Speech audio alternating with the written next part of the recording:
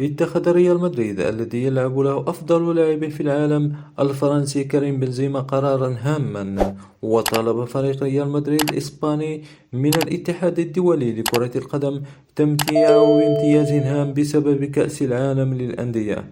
وكشف مصدر سيت أنفو أن مسؤولي ريال مدريد يرغبون في برمجة مباراته في نصف نهائي كأس العالم للأندية بمدينة طنجة.